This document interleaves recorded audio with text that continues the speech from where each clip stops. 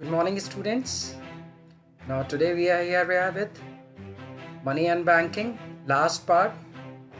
As we have already discussed, कि आज हम last part को study करेंगे RBI, Reserve Bank of India, which is very important from the point of view of banking systems because आपका RBI ही सारे banks को regulate करता है. He is the regulator. There are some changes in definition also. We can also say it as a facilitator. तो आज हम RBI के बारे में देखते हैं कि आरबीआई क्या है. Reserve bank of India. Most of you must be aware कि भाई रिजर्व बैंक ही सारे कमर्शियल बैंक्स को फैसिलिटेट करता है policies, advisory and some financial supports. So that is our work basically known to everyone. Now today we will try to know something more about RBI. अब देखते हैं RBI हमारे लिए क्या क्या करता है और कमर्शियल बैंक्स के लिए. First of all look into the definition of RBI. Reserve bank of India और सेंट्रल बैंक भी कहते हैं इसको, केंद्रीय बैंक भी कहा जाता है. It is an apex institution that controls and regulates the monetary and financial system of India. यानी ये आपकी इकोनॉमी में क्या करता है, पैसे के फ्लो को कंट्रोल करता है. Means what amount of quantity should be there in the economy of money that is regulated by RBI और the quality of money is being checked. यानी अगर कोई पैसा हमारी इकोनॉमी में आ रहा है तो उसका फ्लो कितना होना चाहिए, वो किस तरीके से फ़्लो करना चाहिए और उसकी क्या क्वालिटी होनी चाहिए. Quality means it should not be derived from any illegal act. तो उसके सोर्सेज के बारे में भी जानने का काम आरबीआई कर सकती है या फिर आपके फ्लो ऑफ मनी को समझने की कोशिश भी करती है. और भी इंस्टीट्यूशंस हैं जो आपके पैसे को चेक करते हैं, but on the basis of banking is required or the transactions are required or issuance of currency is required or the flow of money is required, then RBI is there. और भी आपकी associations हैं, organisations हैं, सेबी है और PDMA हैं. बहुत सारी ऑर्गेनाइजेशंस हैं जो कि इसको देखती हैं, but most important is RBI. तो हम क्या कहेंगे, ये एक एपेक्स इंस्टीट्यूशन है. Means it is the only institution that controls the monetary and financial system of India. अब आगे देखते हैं कि आरबीआई हमारे लिए और क्या क्या करता है. सबसे पहले एक चीज़ ये जानते हैं, आरबीआई आया कहाँ से, from where does this RBI comes. एक छोटी सी हिस्ट्री देखते हैं. आरबीआई 1921 में इस तरीके के बैंक के बनने की एक स्टार्टअप शुरू हो गया था 1921, यानी आज़ादी के पहले. हमारे यहाँ पे क्या हुआ करते थे, बहुत सारे आपके अलग अलग रीजन्स थे ब्रिटिश एरा में, जहाँ पर कि उन्होंने अपने अलग अलग फाइनेंशियल इंस्टीट्यूशन सेटअप कर रखे थे. तो उस समय imperial bank of Calcutta, imperial bank of Mumbai, इस तरीके से उन्होंने अपने सेटअप्स बना रखे थे. तो 1921 में इन सारे बैंक्स को मिला के एक इंपीरियल बैंक बनाया गया. और वो इंपीरियल बैंक बाद में जब आपका 1926 में हिल्टन यंग कमीशन आया, and that Hilton Young commission has supported कि there should be a centralised banking system in an economy which can facilitate the flow of money in a proper manner, जो कि economy में flow of money को properly manage कर सकता हो. So according with those suggestions in 1934 में RBI act पास किया गया.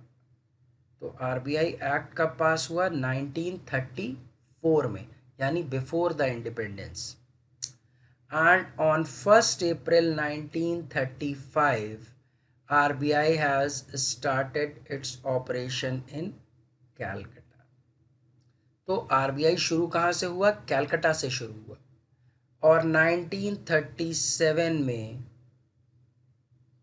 1937 इसका हेड ऑफिस शिफ्ट कर दिया गया मुंबई में. तो आरबीआई अपनी जगह पे पहुंच गया जहाँ पे वो आज है उसका head office. And in 1 January 1949 RBI was nationalised. यानी अब ये पूरी तरीके से एक सेंट्रल बैंक की तरह काम करने लगा. नेशनलाइज का मतलब क्या हुआ, देयर वर, इसमें बहुत सारा कैपिटल ऐसा भी था उस समय जो आपके इंपीरियल बैंक्स और बैंक्स में ट्रांसफॉर्मेशंस हुए तो उसमें प्राइवेट मनी भी लगा हुआ था. सो इट वाज सेड कि चूंकि एक सेंट्रल बैंक है तो there should be money or the capital which is invested that should be of the government. तो जब सरकार ने पूरे का पूरा कैपिटल आरबीआई में अपना इन्वेस्ट किया और लगाया तब ये क्या हो गया, नेशनलाइज्ड हो गया. तो 1949 में हमारा बैंक नेशनलाइज्ड हो गया. अब कुछ और इंटरेस्टिंग चीज़ें भी आपको बताते हैं इसके बारे में. देखिए, हम लोग जनरली जानते हैं कि फाइनेंशियल ईयर शुरू होता है 1 April and ends on 31 March. लेकिन आरबीआई का फाइनेंशियल ईयर कब शुरू होता है, you have to keep this thing in mind, 1 July to 31 June. 1 जुलाई से 30 जून होता है इसका. इसको याद रखिएगा अगर कभी आरबीआई का फाइनेंशियल ईयर पूछा जाए तो. मतलब अप्रैल के 31 मार्च के बाद 1 जुलाई टू 30 जून. एक और इंटरेस्टिंग चीज़, हमारा रिजर्व बैंक किसी और देश का भी रिजर्व बैंक रहा है या नहीं, तो वो भी देखते हैं. 1948 तक ये पाकिस्तान का भी सेंट्रल बैंक था. एंड टिल 1945 ये म्यांमार का भी सेंट्रल बैंक था. It was central bank of Myanmar also. जब म्यांमार अलग हो गया तो they have a separate entity, but तब तक हमारा सेंट्रल बैंक, यानी एक ऐसा सेंट्रल बैंक है जो कि 3 कंट्रीज़ के लिए काम कर चुका है और करेंटली इंडिया के लिए कर रहा है. So that was a small history of RBI. इसको याद रखिएगा. नाउ, अब आरबीआई कैसे गवर्न होता है, किस तरीके से वो चलता है, तो सबसे पहले तो एक चीज़ हमें आज जाननी चाहिए. फॉर करंट इट इज़, आज के गवर्नर कौन है आरबीआई के, शक्तिकांता दास. और कुछ चीज़ें जानते हैं, पहले गवर्नर कौन थे इनके, sir Osborne Smith. The first governor of RBI was Osborne Smith. पहला इंडियन गवर्नर कौन था, मिस्टर सी डी देशमुख. और ऐसा कौन था जो कि गवर्नर भी था और फाइनेंस मिनिस्टर भी रह चुका है, तो सी डी देशमुख और मिस्टर मनमोहन सिंह. तो ये कुछ चीज़ें हम याद रख सकते हैं. तो अभी गवर्नर कौन है, शक्तिकांता दास. पहला गवर्नर कौन था, सर ऑसबॉर्न स्मिथ. और इंडियन गवर्नर कौन था पहला, जिसका who belongs to India, he was C D Deshmukh. And governor और फाइनेंस मिनिस्टर दोनों रहे हो ऐसे कौन लोग थे, सी डी देशमुख और मनमोहन सिंह. सो that is an information with RBI. maybe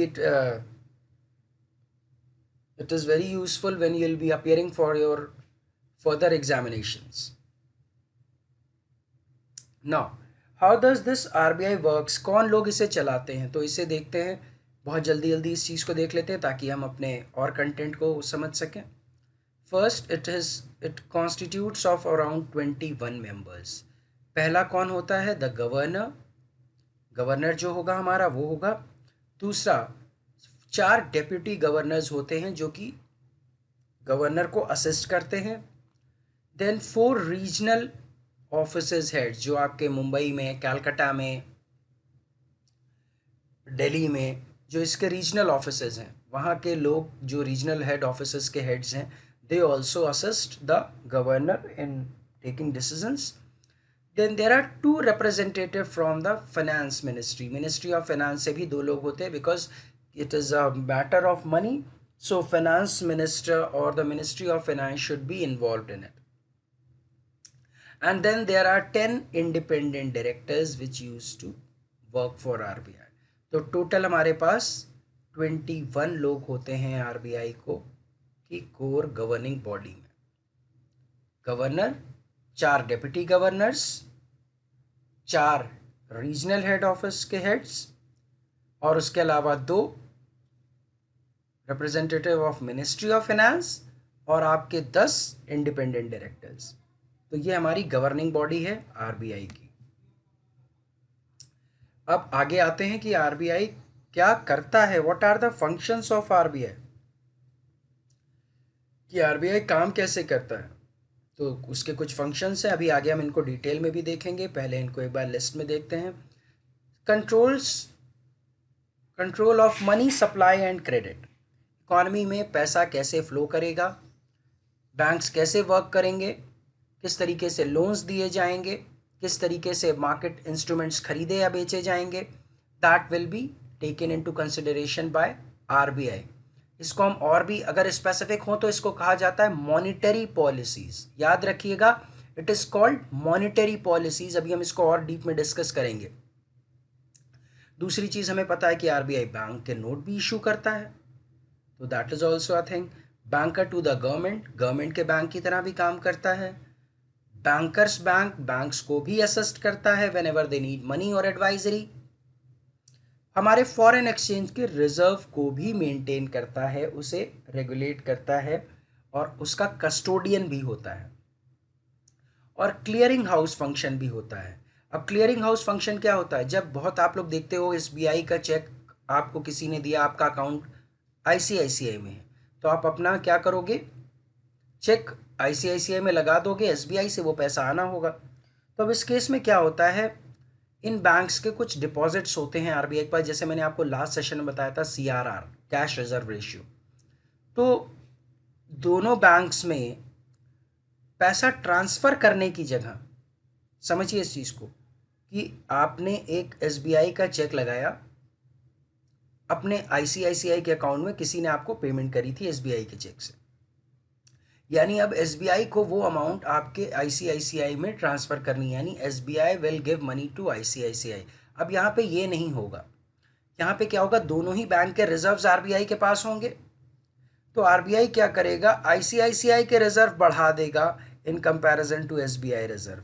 तो इस तरीके से क्या होता है, ऑटो एडजस्टमेंट्स हो जाते हैं, तो हमारे जो रिजर्व्स हैं वो आरबीआई के पास पहुंच जाते हैं उस क्लियरिंग से।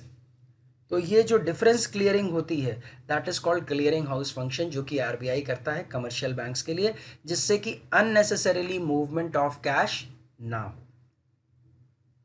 अब इन फंक्शंस को और डिटेल में देखते हैं, because it is required to understand RBI. अब आपके डिटेल में फंक्शंस क्या हैं, सबसे पहले देखते हैं control of money supply and credit को।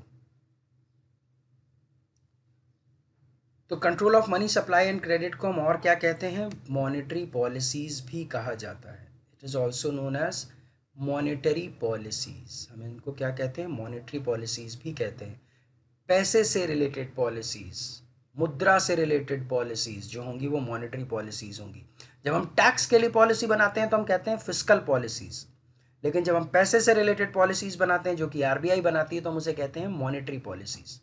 अब देखते हैं मॉनेटरी पॉलिसीज क्या हैं। इसके दो हिस्से हैं, एक क्वालिटेटिव और एक क्वांटिटेटिव, जहाँ पर हम करेंसी के सप्लाई का या उसके फ्लो का या मनी के फ्लो का या क्रेडिट के फ्लो का क्वालिटी चेंज करते हैं। Means how it should be given, how it should be received, what amount of quantity should be given to whom।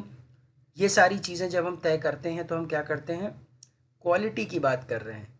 कितना देंगे, किस रेट पे देंगे, तो हम क्वांटिटी की बात कर रहे हैं। अब इसको और ज़्यादा डिटेल में देखते हैं क्या है। पहला, फिक्स मार्जिन रिक्वायरमेंट्स। पहली चीज़, फिक्स मार्जिन रिक्वायरमेंट्स का मतलब क्या हुआ, जब भी आप लोन लेते हो the entire amount is not given to you, a margin is been kept with it, कि इतना ही लोन आपको मिलेगा। तो मार्जिन बढ़ने का मतलब लोन अमाउंट कम हो जाएगी। तो जब मार्जिन को हम बढ़ा देंगे, लोन अमाउंट कम होगी, तो क्या होगा, लोगों के पास पैसा कम जाएगा, सप्लाई ऑफ मनी मार्केट में कम हो जाएगी, लिक्विडिटी कम हो जाएगी। जब लिक्विडिटी कम होगी तो परचेजिंग पावर भी कम हो जाएगी। तो जब सरकार देखती है कि मार्केट में पैसा ज़्यादा है तो वो मार्जिन रिक्वायरमेंट बढ़ा देती है ताकि मार्केट में लिक्विडिटी कम हो जाए। समझ में आ रहा है। अब दूसरी चीज़ है consumer credit regulation. Consumer credit क्या होता है, जैसे मान लीजिए कि आप कार खरीदते हो, होम लोन्स लेते हो, या आप बाइक के लिए लोन लेते हो, टेलीविज़न के लिए लोन लेते हो, तो इनको भी आरबीआई रेगुलेट करती है कि किसको लोन दिया जाएगा, to what amount it can be given, कितना परसेंट तक हम फाइनेंस करेंगे। तो वो क्या होते हैं, कंज्यूमर क्रेडिट रेगुलेशंस होते हैं। तो इसको भी आरबीआई चेक करती है। Credit rationing, third, credit rationing क्या है। क्रेडिट रैशनिंग का मतलब, आपने राशन की दुकान देखी है, जहाँ पर people who are deprived of income benefits या फिर जिनके पास बहुत ज़्यादा इनकम नहीं है, they use to get food grains at subsidised rate by the government. तो अब यहाँ पर क्रेडिट रैशनिंग भी करती, मतलब लोन की भी रैशनिंग करी जाएगी।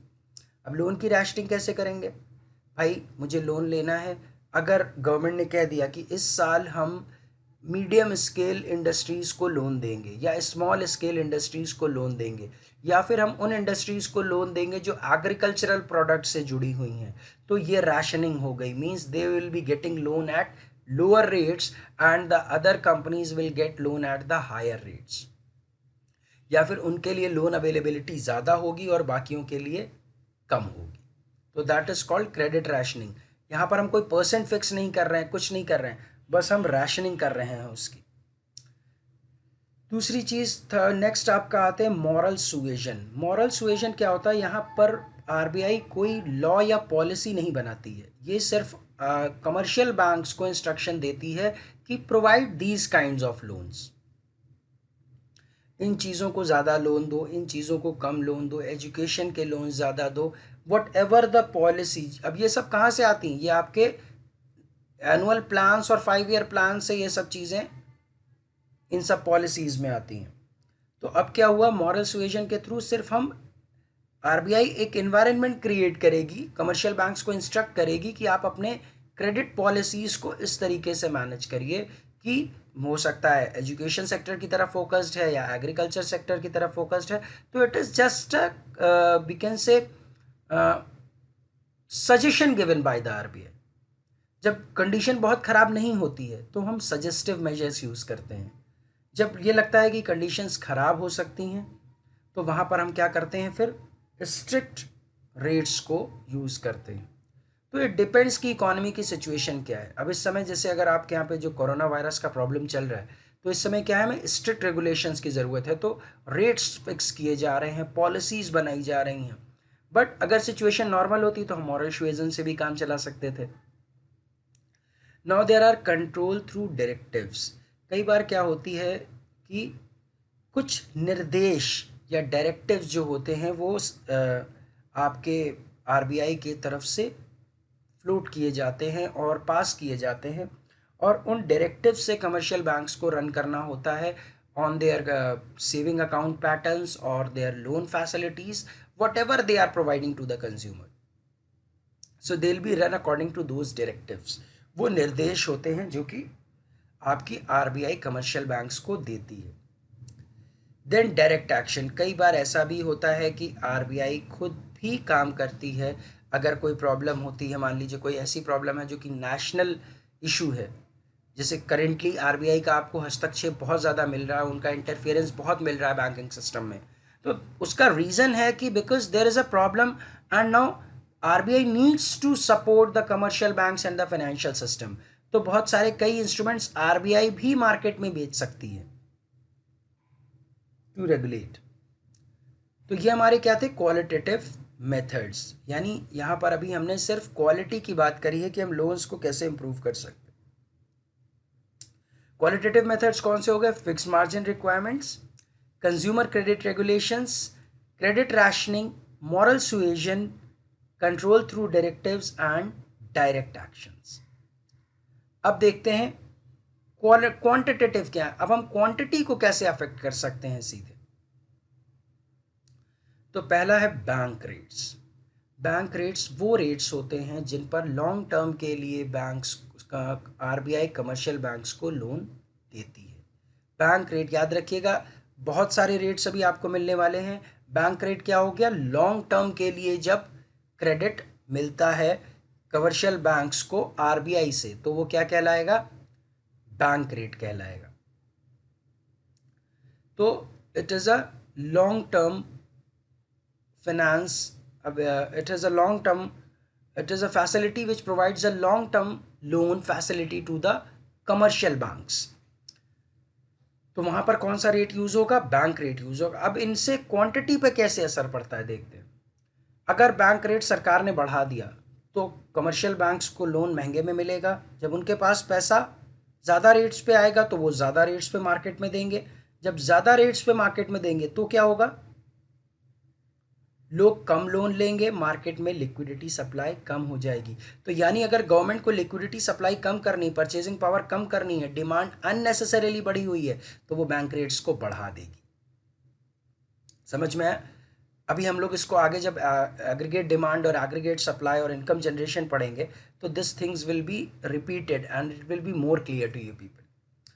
अब दूसरी चीज़ क्या? Open market operations. Open market operations क्या है? गवर्नमेंट सिक्योरिटीज़ जो मार्केट में बेची जाती हैं आरबीआई के थ्रू। इस पर मैं एक आपको डिटेल्ड अभी एक्सप्लेनेशन दूंगा। First we'll move with other rates because it needs a proper explanation. Cash reserve ratio और एसएलआर, ये दो रेट्स हैं, हमने अभी रिजर्व किया था, ये वो रेट्स हैं। कैश सीआरआर क्या हो गया? कैश रिजर्व रेशियो, वो पैसा जो कमर्शियल बैंक्स आरबीआई के पास रिजर्व के फॉर्म में रखते हैं, that is mandatory, that is legally required. Then statutory liquidity ratio means it is a fixed ratio by the RBI which should be maintained with the commercial banks। यानी भाई हम पैसा लोगों से ले रहे हैं तो वो पैसा वो लोग मांगेंगे भी, तो एक फिक्स अमाउंट तो हमें अपने पास लिक्विड रखनी पड़ेगी। अब वो हम कैश के फॉर्म में भी रख सकते हैं और ऐसी सिक्योरिटीज भी जो कि तुरंत बेची जा सके, तो वो क्या कहलाता है? एसएलआर। तो हमारे पास दो रेट्स और हो गए, एक तो बैंक रेट हो गया था, वो अलग चीज है, अब दो रेशियोज हो गए। तो ये क्या है? सीआरआर और एसएलआर। अब एक चीज है रेपो रेट। रेपो रेट में दो चीजें होती हैं, याद रखिएगा। एक रेपो रेट और दूसरा reverse repo rate. Repo rate, अभी हमने कहा बैंक रेट लॉन्ग टर्म के लिए यूज होता है। रेपो रेट क्या है? जब हम शॉर्ट टर्म लोन लेते हैं, जब commercial bank short term loan लेता है आरबीआई से तो रेपो रेट यूज होता है। यानी अगर कमर्शियल बैंक्स ने आरबीआई से पैसा लिया तो रेपो रेट। अब इसका उल्टा कर देते हैं कि कमर्शियल बैंक ने आरबीआई को पैसा दिया तो रिवर्स रेपो रेट यूज होगा। क्या हुआ बात? अगर कमर्शियल बैंक्स ने आरबीआई से पैसा लिया तो रेपो रेट, अगर कमर्शियल बैंक्स ने आरबीआई को पैसा दिया तो रिवर्स रेपो रेट यूज होगा। तो दोनों ही केसेस में रेट्स अप्लाई होते हैं, चाहे कोई भी इंस्टीट्यूशन एक दूसरे से पैसा ले। तो वो हमारे क्या हो गए? Repo rates. तो bank rate long term, repo rate short term. Marginal standing facility एक चीज और है, ये नया टर्म है, एमएसएफ। एमएसएफ क्या होता है? ये वेरी शॉर्ट टर्म होता है, means it can B for overnight credit भी कहा जाता है इसको। इसको हम क्या कहते हैं? ओवरनाइट क्रेडिट भी कहते हैं। यानी अगर एक दिन के लिए पैसा चाहिए तो वो आरबीआई से ले सकते हैं ऑन एमएसएफ रेट। तो अब तीन रेट हो गए, bank rate long term, repo rate से reverse repo rate short term, और एमएसएफ वेरी शॉर्ट टर्म।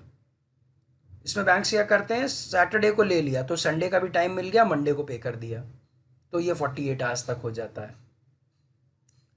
इससे ज़्यादा एमएसएफ का यूज़ नहीं हो सकता। कुछ रेट्स यहाँ पे और लिखे हुए हैं, माइबॉर और मिबिड। ये रेट्स तब यूज़ होते हैं जब, that is not in your course but I am telling you, जब बैंक से ट्रांसफर्स करते हैं, बैंक ने बैंक से पैसा ले लिया, बहुत लंबा पैसा चाहिए, बहुत लंबे समय के लिए चाहिए, तो आरबीआई बहुत लंबे समय का क्रेडिट नहीं देता है। तो उस समय क्या करते हैं, वो बैंक आपस में एक दूसरे से क्रेडिट ले लेते हैं, तो वहाँ पर क्या होते हैं? माइबॉर और मिबिड यूज़ होते हैं। ये क्या है? Mumbai inter bank offered rate. याद रखिएगा, Mumbai inter bank offered rate, यानी इट इज कॉल्ड एज माइबॉर। अब दूसरा क्या है? Mumbai inter bank bidding rate, तो वो क्या कहलाता है? मिबिड। तो हमारे पास दो रेट्स ऐसे भी हैं जिससे बैंक्स आपस में ट्रांसफर करते हैं। तो यहाँ पे हमारे पास क्या हो गए? क्वांटिटेटिव मेथड्स भी हो गए, bank rates, repo rate, marginal standing facility rate, तीन रेट्स हो गए। ओपन मार्केट ऑपरेशंस और एक चीज़ हो गई अब रिजर्व्स, सीआरआर और एसएलआर। तो इनके थ्रू हम क्या करते हैं? बैंक रेट्स को monetary policy supply of credit को कंट्रोल करते हैं। अगर हम रेट्स बढ़ा देंगे तो क्या होगा, क्रेडिट महंगा हो जाएगा। अगर रेट्स कम कर देंगे तो क्रेडिट सस्ता हो जाएगा।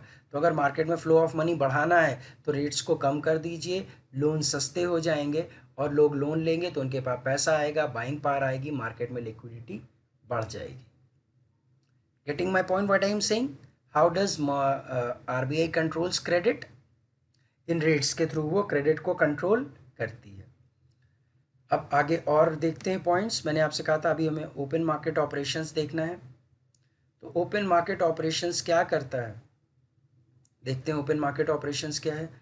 It is regulated by RBI and it is part of capital market. अभी तक हम कमर्शियल बैंक्स को जब स्टडी करते हैं तो मनी मार्केट की बात होती है, लेकिन यहाँ पे कैपिटल मार्केट की बात हो रही है, यानी बल्क अमाउंट में बड़े अमाउंट के इन्वेस्टमेंट्स करे जाएंगे, लोग बॉन्ड्स खरीदेंगे, सिक्योरिटीज़ खरीदेंगे। इस मार्केट को हम और क्या कहते हैं, इस मार्केट को गिल्ट एज मार्केट भी कहा जाता है। क्या कहते हैं हम इसको, गिल्ट एज मार्केट, या फिर हम इसको और क्या कहते हैं, ज़ीरो रिस्क मार्केट,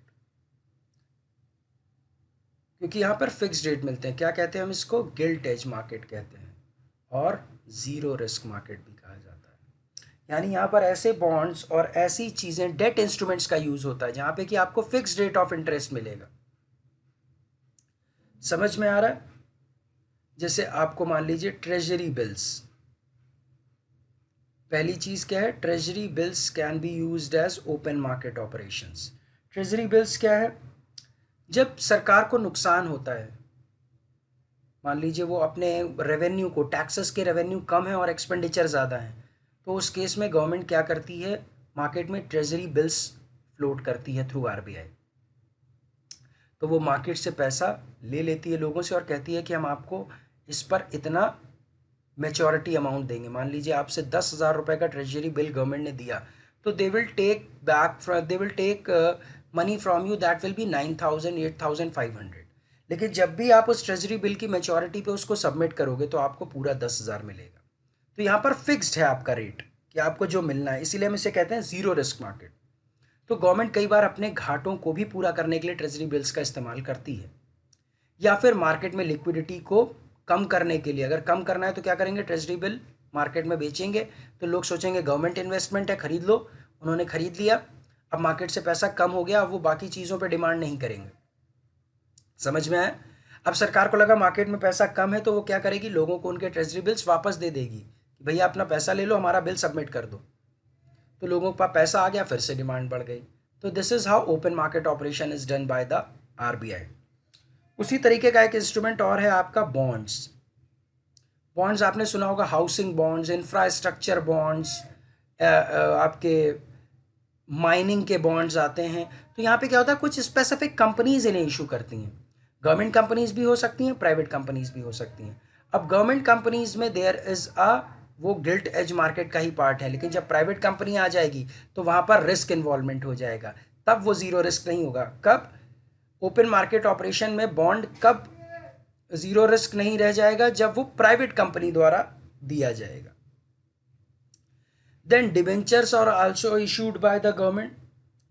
अब डिवेंचर्स क्या होते हैं, debentures generally that is also a debt instrument, जहाँ पर कि आपको फिक्स रेट ऑफ इंटरेस्ट मिलता है। डेट इंस्ट्रूमेंट कौन से हैं, जहाँ पर हमें फिक्स रेट ऑफ इंटरेस्ट मिल जाता है, हमारा कोई नुकसान नहीं होना, हम शेयर में इन्वेस्ट नहीं कर रहे हैं। तो डिवेंचर होल्डर्स को सबसे पहले उनका इंटरेस्ट पे किया जाता है किसी भी कंपनी में। तो डिवेंचर्स भी ओपन मार्केट ऑपरेशंस में गवर्नमेंट यूज़ कर सकती है अपनी गवर्नमेंट कंपनीज की। NSC is also there, national saving certificates, ये भी आपके ट्रेजरी बिल्स की तरह यूज़ होते हैं। और एसडीएल, एसडीएल क्या हो गया आपका, स्टेट डेवलपमेंट लोन, यानी अगर स्टेट को पैसे की ज़रूरत होती है फॉर डेवलपमेंट, तो उस केस में भी इस तरीके के सर्टिफिकेट्स स्टेट इशू करता है, जिससे कि वो पब्लिक से पैसा ले सकता है। तो हम लोन लेने के लिए भी इसको इस्तेमाल कर सकते हैं और मार्केट की लिक्विडिटी को कम करने के लिए भी इसको इस्तेमाल कर सकते हैं। मार्केट में जब पता चलेगा सरकारी कोई बॉन्ड आ रहा है, कोई बिल आ रहा है, कोई स्टेट डेवलपमेंट लोन सर्टिफिकेट आ रहा है, तो लोग उसे खरीद लेते हैं, क्योंकि वो एक सेफ इन्वेस्टमेंट है। जब वो खरीद लेंगे तो उनके पास पैसा कम हो जाएगा और वो डिमांड कम करेंगे। तो हम इस तरीके से मार्केट में फ्लो ऑफ मनी को रेगुलेट कर सकते हैं विद दीज इंस्ट्रूमेंट्स। तो that is called open market operations my friend. अब आगे देखते हैं आरबीआई और क्या क्या करता है। हमने और भी फंक्शंस देखे हुए थे उसके, जल्दी जल्दी देखते हैं कौन से फंक्शंस हैं। Bank of issue notes, RBI note भी इशू करता है, सबको पता है। कुछ फैक्ट्स देखते हैं उसके बारे में, कौन कौन से फैक्ट्स हैं। Coins are issued by RBI बस minting is done by the government of India, GOI, government of India. Coins को बनाता कौन है? आरबीआई, सॉरी इशू करता है आरबीआई, उसकी ढलाई कौन करता है, मतलब बनाता कौन है उनको, पिघला के बनाएगा कौन? गवर्नमेंट ऑफ इंडिया बनाती है। याद रखिएगा, coins issued by RBI but that minting is done by the government of India. Legal tender money क्या है? सिर्फ नोट्स और कॉइन्स, और कोई भी चीज़ लीगल टेंडर मनी नहीं है। मतलब लीगल टेंडर यानी जो सरकार के द्वारा दिए गए हों। अगर मुझे नोट्स प्रिंट करने हैं तो मिनिमम रिजर्व कितना रिक्वायर्ड है? 200 करोड़ रुपए इन टर्म्स ऑफ गोल्ड, 115% यानी 115% गोल्ड, और 85% क्या होगा आपका? फॉरेन एक्सचेंज रिजर्व रखना पड़ेगा। तो हम 200 करोड़ के नोट प्रिंट करेंगे। Then 1 rupee notes are issued by ministry of finance. सिर्फ यही एक नोट है जो मिनिस्ट्री ऑफ फाइनेंस इशू करती है। इस पे आपके फाइनेंस मिनिस्टर के साइन होंगे, ना कि आरबीआई के गवर्नर के। करेंसी प्रिंटिंग प्रेसेस कहाँ कहाँ पे हैं इंडिया में? नासिक महाराष्ट्र, देवास मध्य प्रदेश, मसौर कर्नाटका, और सल्बोनी वेस्ट बंगाल। 4 जगह नोट छपते हैं हमारे यहाँ पे, नासिक, देवास, मसौर और सल्बोनी। नासिक महाराष्ट्र में है, देवास मध्य प्रदेश में है, और मसौर कर्नाटका में, और सल्बोनी वेस्ट बंगाल में। अब सिक्कों की ढलाई कहाँ कहाँ होती है? मिंटिंग यूनिट्स कहाँ है? मुंबई, कैलकाटा, हैदराबाद और नोएडा, जहाँ पे सिक्के बनाए जाते हैं। तो this is the bank of issuing notes के फंक्शन को, ये कुछ फैक्ट्स हैं जो कि हमें याद रखने हैं कि कॉइन्स बनाता कौन है? आपकी गवर्नमेंट, उसे इशू आरबीआई करती है। लीगल टेंडर मनी सिर्फ नोट्स और कॉइन्स हैं जो कि गवर्नमेंट इशू करती है, आपकी आरबीआई इशू करती है। प्रिंटिंग करने के लिए कम से कम 200 करोड़ का रिजर्व रखना होता है।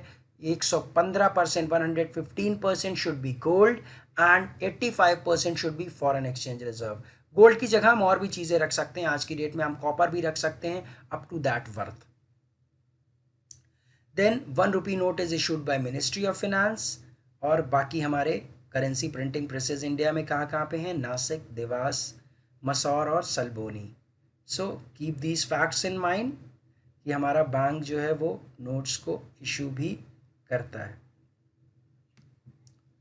अब देखते हैं आगे और क्या है।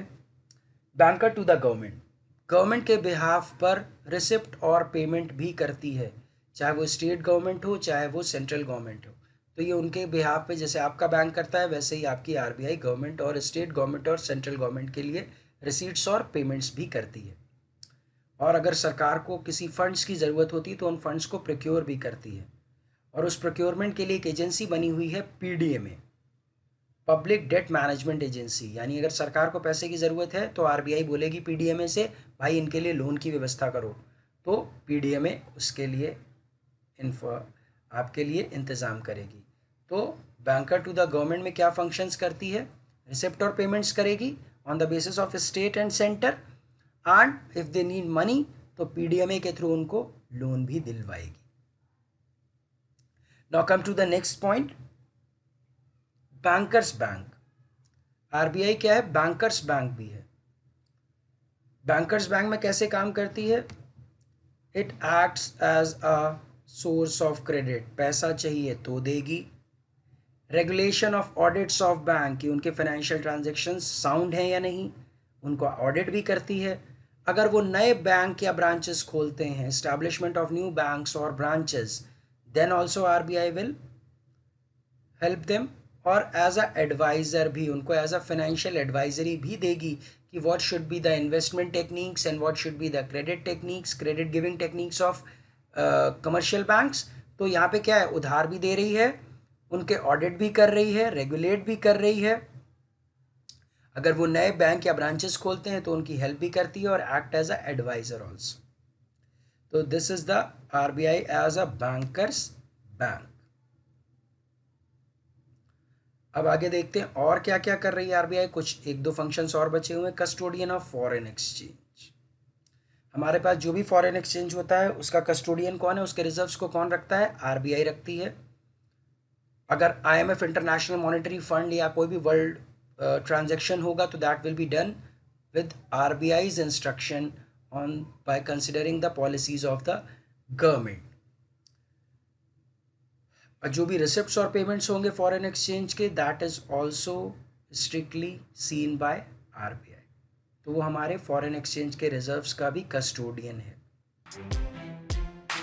Then comes the last clearing house function, और मैंने आपको वहाँ पे ऐड किया हुआ था, तो क्लियरिंग हाउस फंक्शन इसमें मेंशन नहीं है, but that I have explain you कि जब हम अपने चेक्स को मैनेज करते हैं आरबीआई के थ्रू दो बैंक्स। तो here we are end with RBI and money and banking. हमारा आज मनी एंड बैंकिंग खत्म हो रहा है, and from next sessions we'll have some revision sessions, ताकि हमने जो टॉपिक्स कंप्लीट किए हैं हम उनको देख सकें क्वेश्चंस को। And please contact for your doubts if you are having any. Thank you for watching.